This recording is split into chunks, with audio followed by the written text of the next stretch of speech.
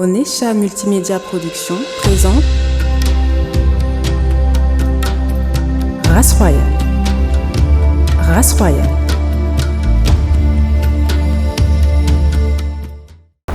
Bien-aimé dans le Seigneur, race royale que tu es, bonjour, bonsoir. Vous voyez, on est là encore une fois, toujours à la recherche de l'information, toujours à la recherche d'un message, toujours à la recherche de l'exhortation pour toi, corps du Christ. Aujourd'hui, nous allons nous entretenir avec un homme qui a fait soif de pouvoir peupler l'enfer. Il a autrefois connu l'enfer par rapport à sa jeunesse, par rapport à ses faibles commencements, mais aujourd'hui, il a compris que il était temps de pouvoir quitter les choses pour pouvoir œuvrer pour le Seigneur. Cet homme, je l'aime beaucoup, c'est un frère, c'est un ami, c'est un homme de Dieu que nous sommes en train d'observer son évolution. Il œuvre ici tout droit à Anderlecht, il est déjà prêt à nous recevoir.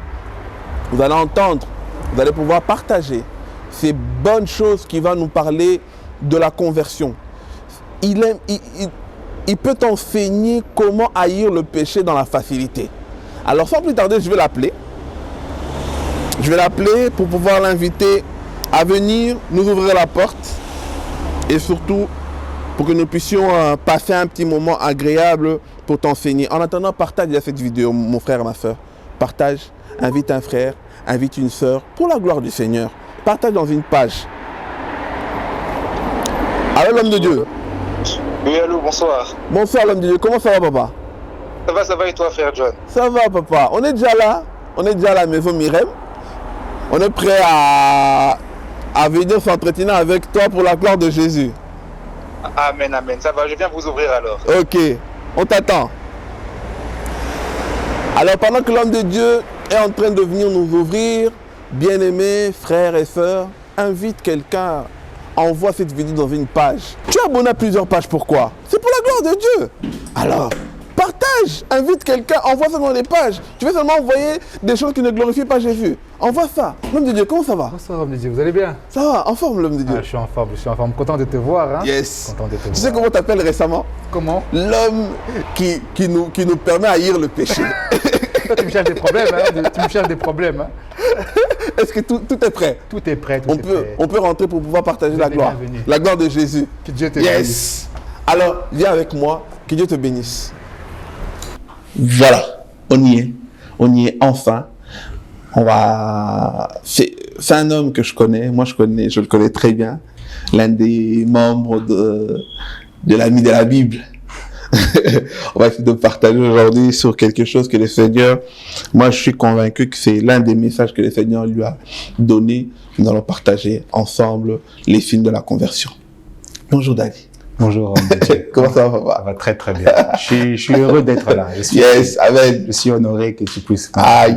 J'ai suivi toutes tes vidéos et que Dieu te bénisse et t'amène encore plus loin. Amen. Quelles sont un peu tes impressions pour Race Royale? C'est comment est-ce que tu... Non, moi je sens la grâce. Yes. Je sens la grâce vraiment. Je dis pas ça parce que je te connais ou parce que je connais le frère Bienvenu, mais vraiment je sens la grâce de Dieu. Amen. En tout cas, les thèmes qui sont abordés, les personnes que vous invitez, en tout cas, que Dieu puisse vous amener encore plus loin. Yes, amen. En tout cas, on est bénis. Vous allez partager cette grâce avec nous, où l'homme de Dieu à la fin va prier pour l'un d'entre nous. Peut-être tu seras concerné.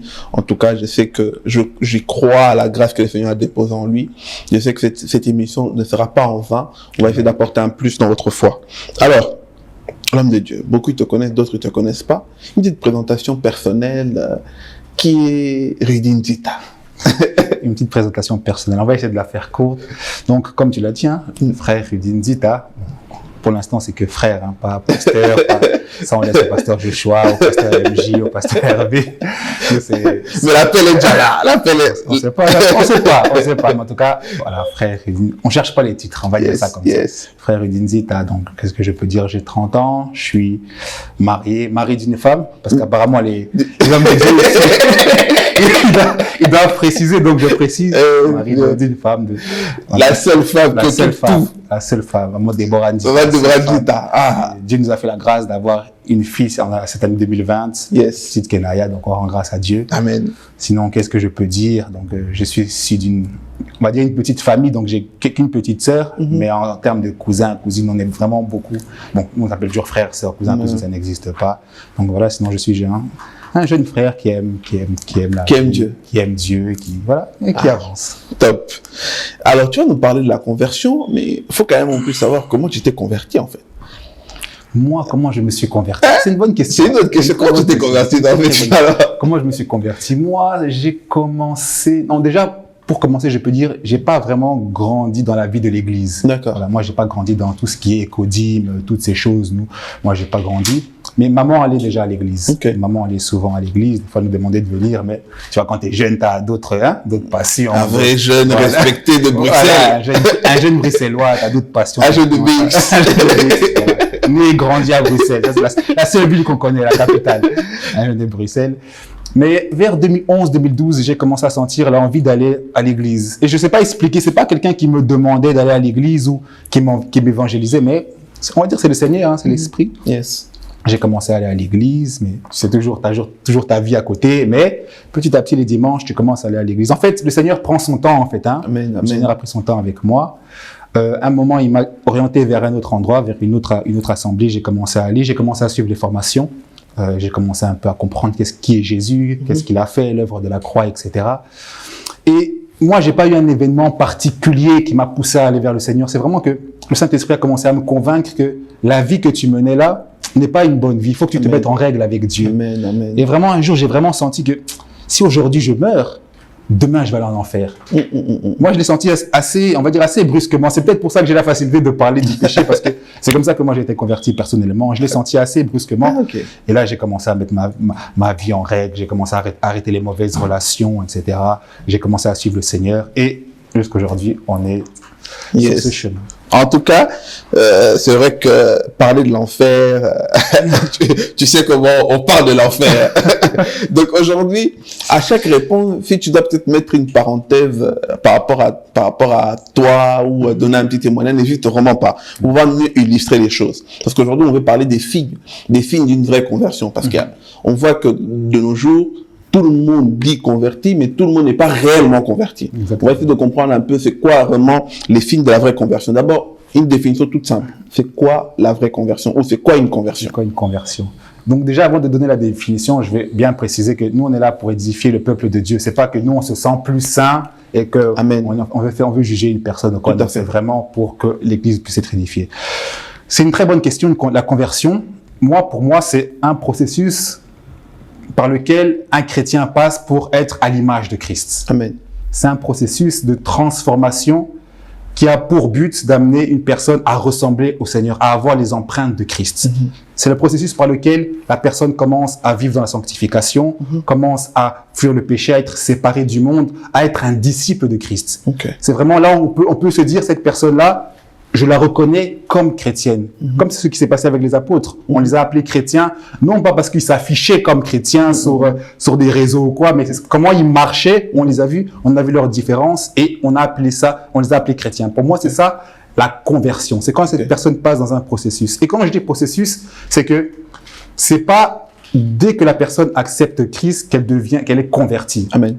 Voilà, il y a toujours un processus qui peut être plus ou moins long. Ça dépend en fait. Ça dépend vraiment de la volonté de Dieu. Parce que quand nous voyons l'apôtre Paul, dès le moment où il a suivi le Seigneur, il s'est vite converti. Il a vite ressemblé à Christ, il a vite manifesté cela. Mais pour d'autres frères et sœurs, ça prend un peu plus de temps. Donc, c'est important cette notion de processus. C'est le processus par lequel... Mais on doit au moins sentir un avant et un après. Exactement. On doit sentir vraiment un avant et un après. Mais tu sais, bien aimé, pour moi, vous savez, la vie chrétienne, avant même d'être dans la conversion, c'est d'abord la repentance. Amen. Et moi, je pense que le problème que nous avons dans nos églises, ce n'est pas un problème de conversion, mais c'est un problème de repentance. Amen. Amen. Parce que la repentance, c'est à ce moment-là où tu prends la décision d'abandonner tout ce que tu étais avant pour suivre Christ véritablement. Yes, yes. Parce que si la repentance se fait bien, entre guillemets, la conversion va suivre. Vous voyez, si la personne se décide véritablement de s'engager avec le Seigneur va travailler en elle pour la faire grandir en maturité spirituelle, etc. Nous, on a un problème de repentance. On a des chrétiens qui suivent parfois même le Seigneur pour des mauvaises raisons. Là, moi, j'aimerais dire, on ne suit pas le Seigneur pour le mariage, on ne suit pas le Seigneur pour les enfants, Amen. on ne suit pas le Seigneur pour l'argent, Amen. mais on suit le Seigneur pour le salut. Yes. Parce que moi, j'aime dire, tout homme a un problème avec Dieu, c'est le péché. Les choses que j'ai citées là ne sont pas mauvaises. Le mariage n'est pas une mauvaise chose. Tu es marié, je suis marié. Tout à fait. Voilà. Et on prie pour qu'il y ait des mariages à Mais l'église. c'est pas le premièrement. C'est pas le, voilà. C'est pas le premièrement. Les enfants sont bien. Les enfants, c'est une bonne chose. Quand un frère ou une sœur a un problème pour enfanter, quand une sœur a un problème pour enfanter, on prie pour la personne, on demande la grâce de Dieu. C'est une bonne chose. Mais il faut dire que toute chose passera. Même le mariage passera. Même les enfants passeront. La dernière fois que j'avais prêché, j'avais dit, Seigneur, malheur à moi si je réussis l'éducation de mes enfants, si je suis richement béni et que je rate le ciel. On me disait, t'imagines un petit peu, t'imagines, tu fais beaucoup de choses, Dieu te bénit, Dieu t'élève, mais à la fin, tu rates le ciel. Tout ça, c'est vanité. Ah, Daddy, toi, t'avances bien là. Moi, Deborah, là où tu es là, que Dieu te bénisse. On sent que, à la maison, notre papa, maman, donc, il est vraiment à côté de quelqu'un qui le pousse encore à méditer la parole de Dieu. Waouh! En tout cas, une très bonne définition, une très bonne image pour pouvoir illustrer la conversion. Alors, entrons maintenant dans le but. Quel est le but d'avoir une bonne conversion dans notre croissance de la foi chrétienne? Mais en fait, le but est clair, et je l'ai même évoqué, c'est le ciel. Yes. Parce qu'en fait, tout ce que nous faisons dans la vie chrétienne a pour but de nous ramener auprès de Christ.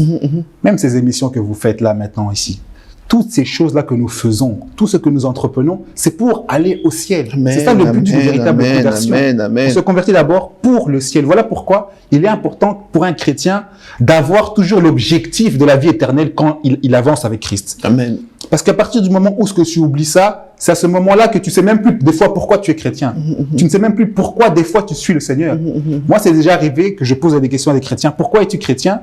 Et la personne ne sait pas. On va dire, parce que mes parents étaient chrétiens, par habitude, je suis comme ça, c'est Dieu. Mais parfois, on oublie même l'essence même de notre vie chrétienne. Et ça, c'est très, très important. Le but, c'est la vie éternelle. Voilà pourquoi un chrétien doit toujours s'examiner. Et la Bible dit, examinez-vous vous-même. Sûrement quand on parlera peut-être des signes un peu plus tard, on va peut-être le développer. Wow. Mais un chrétien doit s'examiner pour savoir s'il est véritablement dans la foi.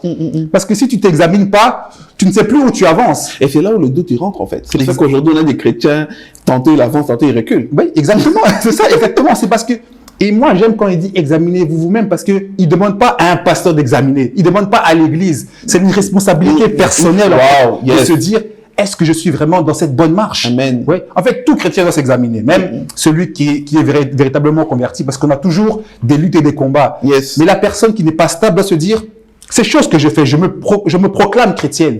Je me proclame chrétien ou chrétienne. Mais est-ce que véritablement, je suis dans la foi? On va peut-être lire après ce verset, mais tu vas voir, ce verset est vraiment très fort. Donc, moi, ce que je dis, c'est vraiment le but, c'est de plaire à Dieu et de gagner son salut. Ah, papa. Alors, moi, j'aimerais que tu prennes ce verset-là et en même temps, que tu puisses nous aider à discerner les signes d'une vraie conversion. Parce qu'aujourd'hui, c'est vrai que on marche, enfin, tout le monde vient à l'église, il se considère directement chrétien. Or que, parfois la personne, elle est là, mais la personne n'a pas encore expérimenté une vraie conversion. Elle vient par habitude. Aide-nous un peu à comprendre, peut-être à travers ce verset-là, si on peut peut-être la méditer, si on peut peut-être la décortiquer, comment déceler des vrais signes de la conversion. D'accord. Je vais peut-être prendre... On va peut-être lire la Bible, parce qu'ici, je sais qu'on aime beaucoup la Bible. Hein. On est des chrétiens de Béret. Oui, ça c'est la référence. On est des chrétiens de Béret. Il faut ouvrir. D'accord. Je suis dans le livre de 2 Corinthiens 13 au verset 5. Okay. On va lire deux références. Attends. On va commencer par celle-là. Comme ça, dis-le comme ça, les gens ils vont noter. En même temps, ils vont chercher la Bible. Bien aimé, va chercher ta Bible. 2 Corinthiens, c'est dans le Nouveau Testament, c'est pas dans l'Ancien. Va le chercher dans l'Ancien, c'est dans le Nouveau Testament. Dans le Nouveau Testament. Ça fait partie des livres que Paul a écrits. Donc, on est là dans 2 Corinthiens 13. D'accord. On te laisse le temps, encore quelques secondes, 5 secondes. Prends-le, ouvre ton téléphone, mais note ce verset, c'est pour toi. 2 Corinthiens 13, papa, on y va. Examinez-vous vous-même pour savoir si vous êtes dans la foi. Yes. Mettez-vous vous-même à l'épreuve. Ne reconnaissez-vous pas que Jésus-Christ est en vous? Yes. À moins que peut-être que vous ne soyez disqualifiés. C'est fort, hein? C'est fort. C'est très fort. En fait, l'apôtre Paul ici il nous demande non seulement de... Je vais peut-être mon téléphone. L'apôtre Paul nous demande non seulement de nous examiner nous-mêmes, mais en plus de cela, De reconnaître Christ. voilà. Et il pose une question, il dit, reconnaissez-vous Jésus en vous? C'est fort, hein? Il dit, reconnaissez-vous Jésus? Ou bien, peut-être, êtes-vous disqualifié? Homme de Dieu, tu vois, quand je lis un verset comme ça, des fois, je me dis, si les hommes de Dieu enseignaient la Bible vraiment, selon les termes, Ça allait aider beaucoup de gens. ça allait aider, mais ça allait aussi mettre beaucoup de gens pas dans la confusion, mais se dire, est-ce que vraiment je suis chrétien?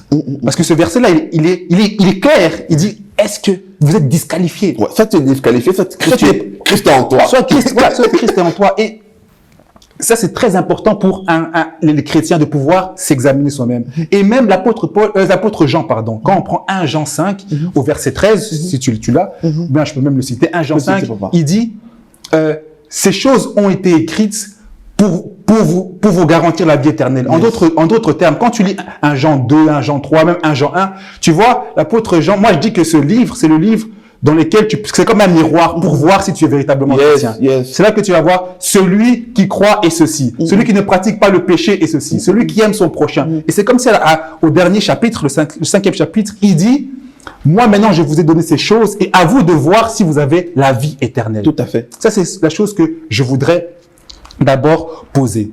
Tu m'as posé une bonne question. Tu m'as dit, quels sont les signes d'une véritable vie chrétienne? On va pas prendre tous les textes de 1 Jean, ça c'est plutôt pour une étude biblique, mais on va essayer peut-être de citer quelques points qui vont pouvoir aider le peuple de Dieu. Déjà, le point principal, et déjà qu'il y a un point qui englobe tout, c'est un chrétien véritable qui est converti est le péché. Il doit haïr le péché. En fait, Amen. de la même manière que Christ a haï le péché, moi, si je suis à l'image de Christ, je dois haïr le péché. Yes. Je dois haïr le péché. Ça veut dire que le péché, c'est la chose pour laquelle mon maître est mort. Christ a souffert pour mon péché. Donc, si Christ a souffert pour mon péché, je ne peux pas aimer le péché. Comme un homme de Dieu a dit, je pense que c'était docteur Hervé une fois, il a eu martelé ce fait, il a dit, à chaque fois que tu commets un péché, tu ramènes Christ à la croix. Bon, c'est fort, hein? Mais c'est fort, hein? À chaque fois que tu commets le péché, tu amènes Christ à la croix. Tu vois, quand tu as cette pensée, frère, tu commences à te dire, ah non, le péché, c'est quelque chose. D'ailleurs, même pour aller plus loin dans cette idée, un vrai chrétien, qui est converti, est attristé quand il pêche. La tristesse du péché. Le remords. Le remords du péché. C'est quelqu'un qui aime vraiment Dieu et qui tombe dans un péché, tu sais, qui peut même tomber dans une dépression. Quelqu'un qui aime vraiment Dieu, qui pêche contre Dieu. Il peut t'as l'impression, en fait, tu te dis même pourquoi je vis, pourquoi je suis, tu Donc, vois. en fait, quelqu'un qui se considère chrétien aujourd'hui, qui est habitué à commettre des choses, ne tout simplement pas converti, en fait. N'est pas converti. Mais la Bible est claire. Celui qui pratique le péché n'est pas de Dieu. C'est pas moi qui dis, c'est la Bible. L'apôtre Jean le dit. Celui qui pratique. Il dit pas celui qui tombe dans le péché accidentellement. Parce qu'on peut accidentellement tomber dans le péché. Accidentellement. T'as dit. Il dit, celui qui pratique le péché, il dit, n'est pas de Dieu. Nous encore, on essaie de dire n'est pas converti. Lui, il dit, n'est pas de Dieu. Ça veut dire qu'un chrétien, en fait, tu peux même plus pratiquer le péché parce que cette nature en toi est morte. Parce que la vie chrétienne, moi, je dis toujours, commence par la mort. Tu commences par la mort pour ressusciter et vivre cette vie. Yes. Ça veut dire que celui qui marche par l'esprit n'a même plus ce désir-là du péché parce qu'il est renouvelé. Amen. Tu vois, il est renouvelé parce que des fois, nous parlons à des personnes non renouvelées, on leur demande d'arrêter le péché. Non, il faut d'abord qu'elles soient renouvelées pour pouvoir arrêter le péché. Amen. Waouh. Tu sais que tu nous ramènes, tu dis, c'est vrai que la vérité, elle est dure, mais elle est vraie. Elle est vraie. En fait, je pense quelque part aussi, on doit ramener le langage de Paul, en fait, à l'église. Exactement. C'est ce qui nous manque. N'est pas de Dieu. Aujourd'hui, tu dis ça dans la chair. Voilà, on va te dire, oh, parisien, tu juges, etc. Alors que c'est la Bible, c'est la parole de Dieu. C'est la parole de Dieu. Moi, je vais te prêcher que Dieu peut te bénir, Dieu peut agir, mais je vais aussi te prêcher, sanctifie-toi. Ne pratique pas le péché. Celui qui pratique le péché n'est pas de Dieu. Et je vais même rajouter encore quelque chose. Souvent, nous, le péché, quand on parle de péché, on voit l'impudicité, on voit le vol, on voit les choses visibles. Des choses visibles. Voilà. Évidemment, ces choses, faut les mettre de côté. Mais en fait, ça va même dans les petites choses. Parce qu'aujourd'hui, moi, j'ai remarqué ça. Il y a beaucoup de, surtout les jeunes chrétiens, surtout dans la jeunesse, avec les réseaux sociaux, Il y a beaucoup de jeunes, des fois, je vois, ils posent des questions, ils se disent, frère, est-ce que cette chose est écrite dans la Bible? Tu vois? Et souvent, cette question-là, c'est pour justifier une mauvaise pratique. Voilà, une mauvaise pratique. Une mauvaise pratique. Parce qu'il y a des choses, des fois, qui ne sont pas écrites noir sur blanc par la Bible, mais à partir du moment où tu as une conviction que c'est pas bon, si tu pratiques, c'est le péché. Ça devient un péché. Ça devient un péché. Ce qui n'est pas le fruit de conviction est péché. Voilà, tout à fait. C'est comme, par exemple, l'habillement. On nous dit quoi? Habillez-vous décemment. On nous dit pas exactement ce qu'il faut mettre, il faut mettre un costume, on ne donne pas la longueur de la jupe pour une femme. Non, on dit s'habiller décemment. Mais si toi, tu es une femme, ou même un homme, parce que l'habillement, ça concerne aussi les hommes. Si tu sais que la manière de t'habiller peut déplaire Dieu, ou tu peux être une occasion de chute quelconque, mais que tu le fais, tu pêches. Ça veut dire que dans tout, en fait, même quand tu es chrétien, même, je veux même aller encore plus loin. Même les endroits où tu es, les fréquentations doivent changer. Imagine-toi, tu es chrétien et que tu continues à fréquenter les boîtes de nuit. Il y a un problème. Au début de ta foi, on peut comprendre que tu as un combat, tu dois changer. mais à un moment donné, tu changes. Tu ne peux plus fréquenter les méchants. Exactement. Il y a un certain langage que tu peux plus avoir. Il y a une certaine pratique que tu ne peux plus faire. Tu vois, et moi, je dis, une personne qui s'est vraiment repentie et qui cherche vraiment Dieu, il y a même des choses, des fois, tu vas même pas insister pour qu'elle change. Oui, il y a certaines choses. Souvent, il y a un débat qu'on aime bien, c'est la musique. Est-ce que la musique païenne, la musique profane, pardon, est bonne ou pas? Est-il ou pas? Voilà. Maintenant, c'est même les débats sur des vins. Est-ce qu'on doit boire ou pas? Voilà, c'est des débats. Bon, là, tu vas même sur autre chose, ça,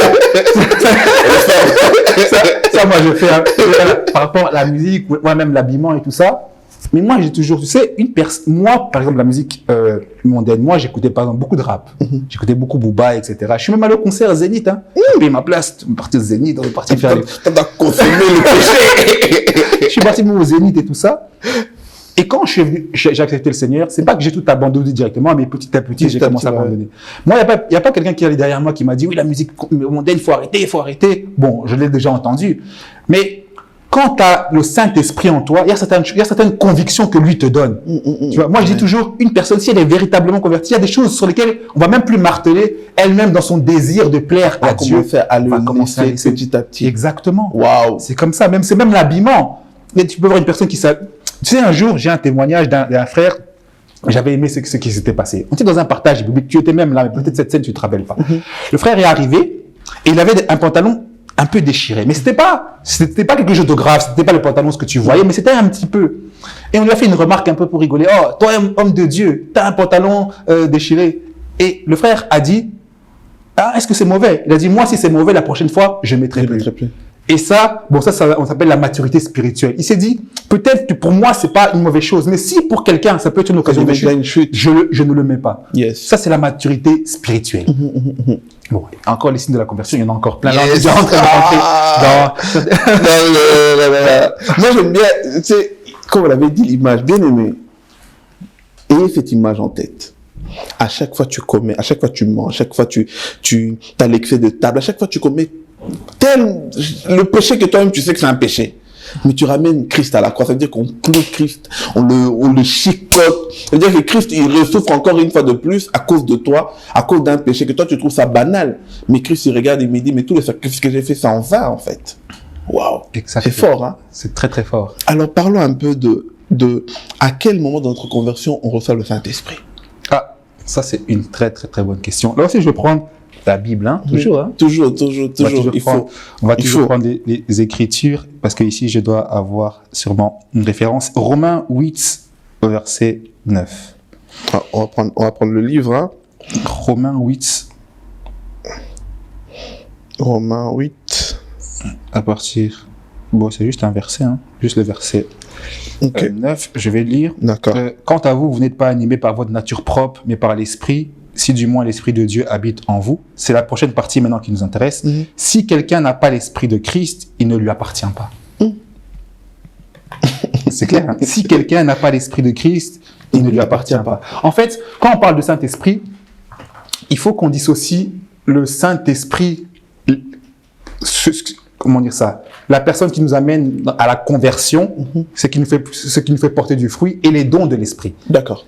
Ça, c'est deux choses différentes. Okay. En fait, un chrétien, tout chrétien véritable a le Saint-Esprit, parce que c'est même le Saint-Esprit qui nous convainc de pécher. Péché, tout à fait. C'est le Saint, et la Bible, le verset est clair. Celui qui n'a pas l'esprit n'est pas de Dieu. Ça veut dire que le fruit que nous manifestons, l'amour, la sanctification, l'obéissance, toutes ces choses, c'est par l'esprit. C'est l'esprit qui produit ça dans l'être d'une personne. Ça veut dire que tout chrétien a le Saint-Esprit. Mais maintenant, quand on parle d'esprit en termes de dons, ou bien le baptême de l'esprit, ou d'autres personnes appellent ça l'onction, ça, en fait, ça dépend du temps de Dieu. C'est pas précisément défini. Il y a des personnes qui, même avant même de se donner véritablement à Dieu, ont reçu un revêtement de l'esprit. Il y a des personnes qui sont venues comme ça, ils sont à l'église, ils ont prié, l'esprit les a touchés, les a saisis, ils ont peut-être parlé en langue, ils ont peut-être prophétisé, et après on les a amenés à se repentir, à les baptiser. Il y a des personnes, ça se fait après la repentance, après le baptême, donc il n'y a pas un temps qui est précis. D'accord. Mais toute personne qui est chrétienne doit marcher par l'esprit. Parce que le fruit de l'esprit est plus important que les dons. Yes. C'est la nature. C'est la nature. La nature est plus importante que la manifestation des dons. La manifestation des dons, en fait, c'est pour l'église, c'est pour l'édification de l'église. Les dons spirituels, la guérison, c'est pour les autres. Mais le fruit de l'esprit, c'est moi qui dois le manifester parce que mon salut en dépend. Mais surtout que dans ton verset, on comprend celui qui n'a pas l'esprit de Christ ne l'appartient pas. Ça veut dire que même ton appartenance de la famille de Christ fait partie dépend de son esprit. Mais la Bible va même plus loin. J'ai pas la référence, mais je sais que c'est dans le livre de Corinthiens, on dit que l'esprit est comme un sceau, c'est comme une marque. Ça veut dire qu'on reconnaît les chrétiens par la marque de l'esprit. Yes. C'est comme un sceau. En fait, c'est comme une alliance qui dit je vais venir vous chercher. Quand Christ viendra chercher son église, il viendra chercher ceux qui marchent par l'esprit. Yes. Voilà pourquoi dans la parabole qu'il donne avec les vierges, l'huile, c'est l'image de l'esprit. C'est ceux qui seront réveillés, qui auront le Saint-Esprit. C'est eux qui vont partir avec le Seigneur. Est-ce que maintenant cet esprit-là, est-ce qu'un chrétien, comment est-ce qu'il peut arriver au stade de pouvoir vivre selon cet esprit-là? Est-ce que c'est de laisser le péché, prier? Comment est-ce qu'il peut arriver à pouvoir arracher cette nature de Christ, que ça devienne sa nature en fait? Comment faire? Amen. Quand tu me poses cette question-là, j'ai aussi une pensée. Ce n'est pas simplement la responsabilité des chrétiens, mais aussi la responsabilité des responsables spirituels. Amen. C'est aussi la responsabilité des pasteurs, des encadreurs de jeunes. Parce qu'en fait, un jeune peut venir être zélé pour Dieu, mais nous avons la responsabilité d'encadrer ces jeunes-là, de leur prêcher la vérité, de les pousser à apprendre à prier, à s'accrocher à Dieu, à s'attacher à Dieu. Parce que si un jeune chrétien vient et que toi, tu le parles toujours d'autre chose que de l'évangile, tu ne fais pas en sorte qu'il ne s'attache pas à Christ, il ne va pas manifester Christ parce que tu ne lui apprends pas ça. Ça, c'est très, très, très important. C'est pas simplement la responsabilité des bien-aimés, on va appeler ça comme ça, mais aussi la responsabilité des encadreurs, des pasteurs, des bergers, de tous ceux qui s'occupent, en fait, du troupeau. Amen. Maintenant, je vais essayer de me mettre à la place d'un chrétien qui a peut-être un peu des luttes. La première chose à faire, c'est déjà, comme on a dit, s'examiner, reconnaître déjà. Parce que celui qui ne reconnaît pas, qui n'est pas dans le bon, ne va pas changer, ne va pas travailler. Tout à fait. La première chose, c'est d'abord reconnaître que j'ai des faiblesses, j'ai des manquements et ne pas avoir honte. Après, ça, c'est le problème de l'église, c'est qu'aujourd'hui, tu sais plus à qui tu peux te confier, tu sais plus si tu peux exposer tes faiblesses, tu sais plus si ça va partir chez un tel.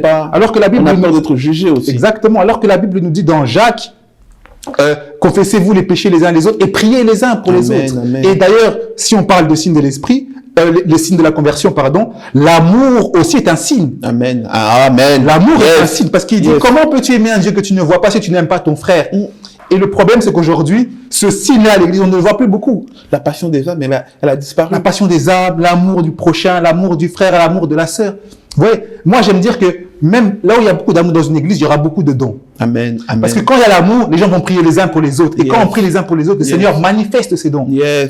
C'est vraiment ça. Et surtout que la Bible nous dit les forts soutenaient les faibles. Exactement. Aujourd'hui, les forts se moquent des faibles. Exactement. La Bible, on a changé complètement la donne de la Bible. Exactement. On a cette facilité de se moquer, de critiquer, de juger, et à travers ce jugement-là, on repousse nos proches, on repousse les faibles, et ils se retournent vers d'autres choses que ça leur donne l'amour. Ils pensent que c'est la vérité, or que la vérité, nous on l'a, mais on n'a pas su l'expérimenter. Exactement. Combien de jeunes à l'église, ou même de moins jeunes à l'église, sont repartis par exemple dans le monde parce que ils ont vu un manque d'amour, ou ils ont été jugés dans l'église, il y a eu quelque chose qui les a blessés, ils sont repartis. Il y a beaucoup de cas comme ça. Est-ce que tu peux donner un message aux encadreurs, pas seulement aux encadreurs, mais aussi aux forts. Ceux-là forts qui pensent que voilà, eux, ils sont infaillibles. ils arrivent à gérer les péchés, mais ils savent pas que faut être quand même compatissant face à celui qui a reçu Christ aujourd'hui, mais qui ne sait pas comment en fait devenir fort comme toi. Quel est le message que tu peux donner aux forts de savoir soutenir le faible?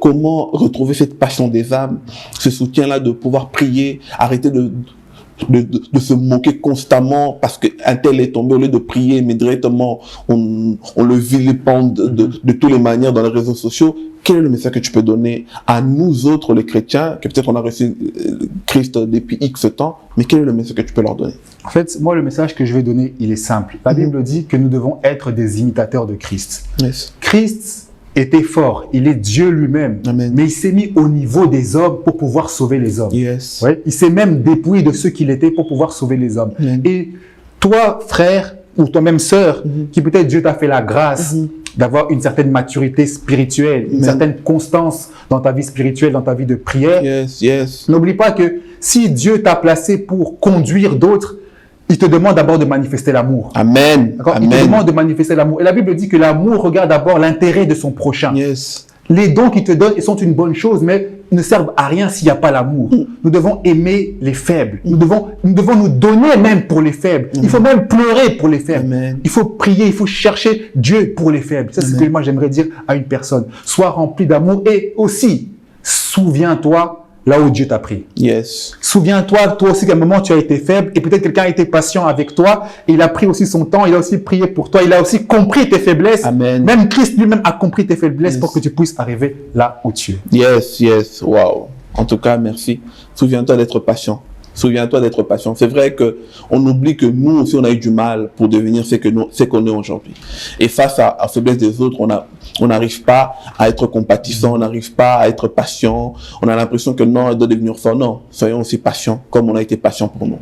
Alors, celui qui a réellement une vraie conversion, celui qui est réellement à l'image de Christ, celui qui a vraiment l'esprit de Christ, comme tu nous as dit dans le dernier verset, est-ce que peut-il encore subir les conséquences des liens?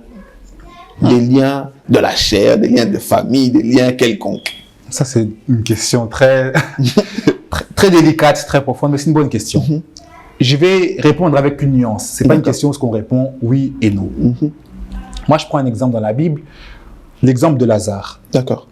Quand Jésus va dans le tombeau et crie Lazare sort, le fait que Lazare sort de la mort est une image de la résurrection, d'une nouvelle naissance. Mais quand Lazare sort, il est encore bandé.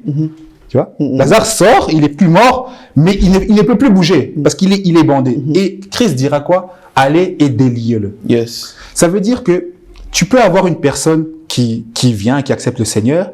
Il y a un travail à faire sur cette personne. Peut-être qu'il y a encore un lien, etc. Et il faut faire un travail, il faut prier, il faut couper ces liens, il faut libérer la personne, si on peut dire ça. Entre. Donc, dans cette situation-là, je peux accepter qu'une personne puisse encore à ses débuts, par exemple, vivre encore un petit peu les conséquences de ce qui s'est passé dans sa famille ou peu importe. Mais maintenant, quand tu atteins une certaine maturité spirituelle, moi, je vois mal un chrétien être lié alors qu'il a atteint une certaine maturité spirituelle. Parce que si, à un moment, il y a quelque chose qui te suit vraiment, il faut même te poser la question sur ta propre marche. Amen. Amen.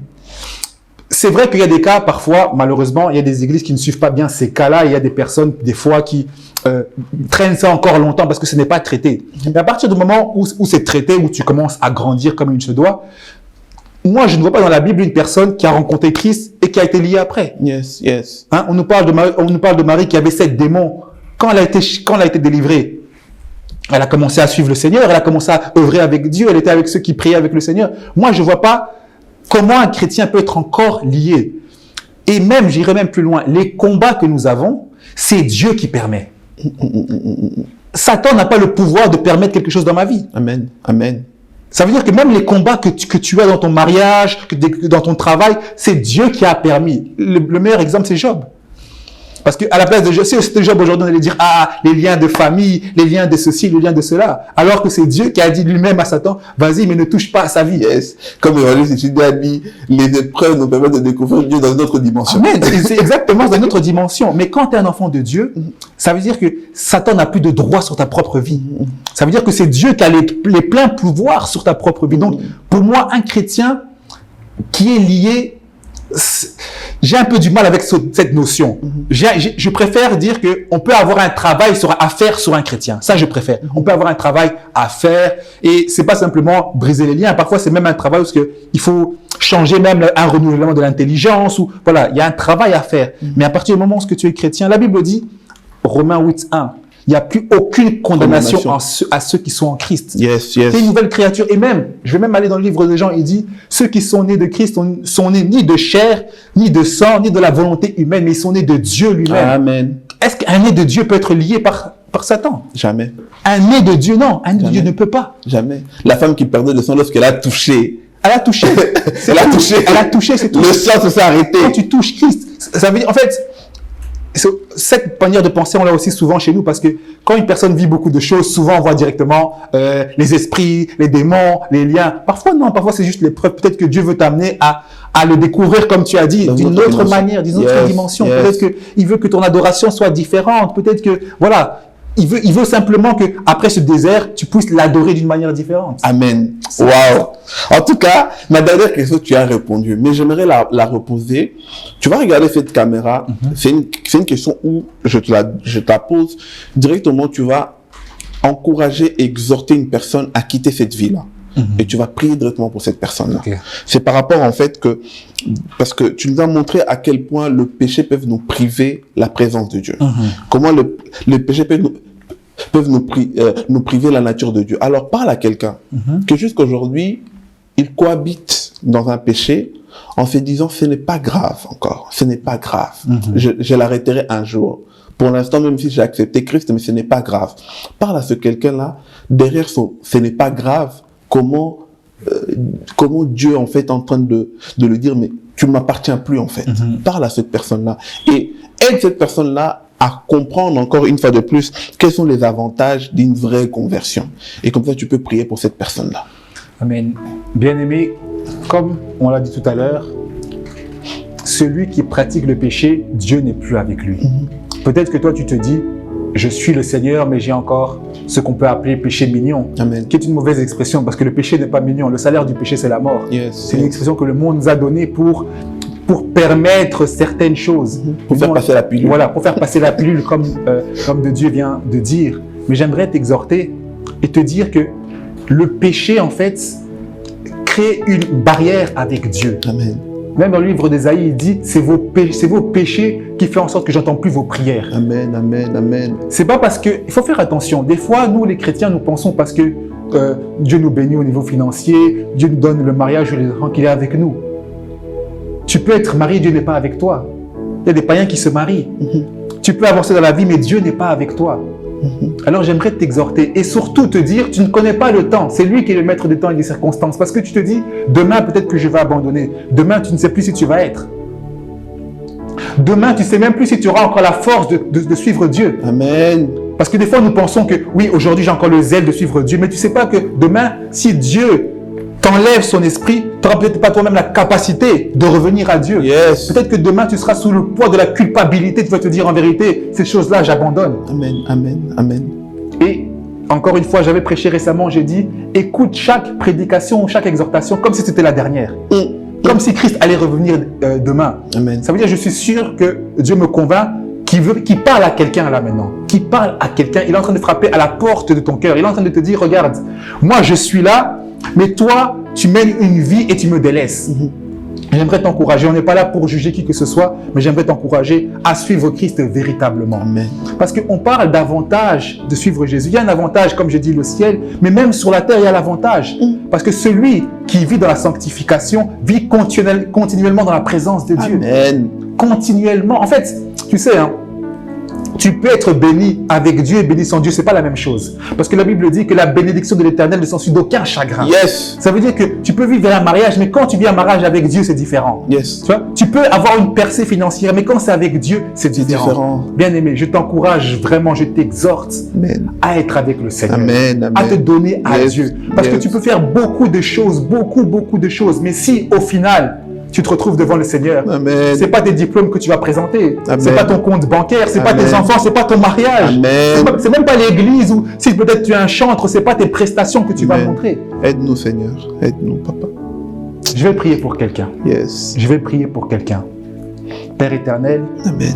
je viens, Seigneur, et je prie pour ton Église, je prie pour ton peuple, Seigneur. Yes. Je prie pour ce bien-aimé qui lutte peut-être avec le péché. Je prie Amen. pour ce bien-aimé qui peut-être ne comprend pas encore la gravité du péché, Seigneur. Amen. La Bible dit que c'est toi qui convaincs de péché, de justice et de jugement. Yes. Père, je prie que tu puisses convaincre une personne, Amen. que tu puisses convaincre une personne, Seigneur, de revenir vers toi. Amen. Que, Seigneur Dieu Tout-Puissant, tu puisses amener une personne à s'examiner à l'intérieur et se dire, est-ce que je suis vraiment sur le bon chemin? Amen. Et si la personne n'est pas sur le bon chemin, ramène-la, Père éternel, Yes. parce que toi, tu n'es pas un Dieu de jugement, Yes. tu es un Dieu lent à la colère, Yes. un Dieu de compassion. Parce que je me Yes. rappelle, Seigneur, quand le Fils prodigue, Seigneur, est parti avec acte de rébellion et qu'il est revenu, il a dit, je reviendrai juste comme un esclave. Mais toi, tu l'as fait, tu lui as mis les vêtements royaux, Père éternel. Amen. Tu l'as attendu, Seigneur, au devant de la porte. Amen. Et je sais que tu attends quelqu'un, ô Père de gloire. Touche, Seigneur, une Yes. personne. Yes. Je prie pour ton Église, Seigneur. Je prie même pour ceux qui sont plus forts, Père. Garde-les, Seigneur Amen. Dieu Tout-Puissant. Amen. Garde-les parce que Amen. Satan vient pour détruire, vient pour dérober, Seigneur. Mais j'aime ce que tu as dit à Pierre. J'ai prié pour toi. Yes. J'ai prié pour toi, Yes. Père de gloire. Oh Seigneur, sois même un intercesseur pour nous, Seigneur. Amen, Seigneur, Papa. ajoute-toi à ma prière. Sois l'intercesseur devant le Yes, ciel, Père yes. éternel. My Nous te God, bénissons. yes. Nous te rendons toute la gloire et l'honneur. Dans le nom de Jésus, j'ai ainsi prié. Amen. Amen. Wow. Quelle révélation, Papa. Que Dieu soit notre intercesseur. C'est fort, c'est fort. Gloire à Dieu, gloire à Dieu. Alors là, sans plus tarder, instant quiz, hein, Papa. On va essayer. Instant quiz, On va vous voulez? essayer. Obligé. On va voir si tu vas me piéger, on va voir. Ah ouais. Là, toi, tu as suivi dernièrement, la barre, elle est bien 5 sur 5 là. Pasteur Yoshami, Évangile a mis 5 sur 5. Donc, On va essayer. espérons que tu peux rentrer dans ce cercle fermé là. On va essayer par la grâce de Dieu. Ah ouais, donc tu connais déjà maintenant la tradition. Hein? Donc, vrai ou faux, sans pour autant donner la réponse, tu n'es pas obligé. Donc, on attend juste que notre réalisateur, bienvenue, nous fasse signe. En ce moment, donc, roulement de tambour, faudra bien les regarder pour qu'ils ne disent pas qu'ils sont en train de regarder une réponse ici, d'accord. quelconque. Donc, tu dois les regarder. Donc, on est prêt? Alors, la première. Jésus entra à Jérusalem à cheval. Vrai ou faux? Faux. Yes. Avec un âne. Commence. Alors, la deuxième question. Celui qui est vivant est la traduction du mot Messie. Vrai ou faux? Faux. Yes. C'est celui qui est loin, le consacré. Ça va 2 sur 2 là.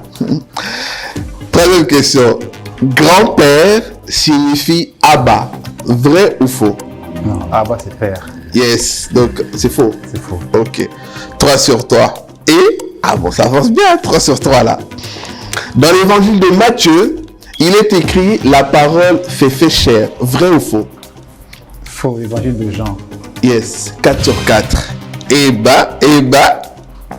Alors, la dernière question. On est prêt? On est prêt. Noé engendra 3 fils. Vrai ou faux? Vrai. Yes. 5 sur 5. Waouh!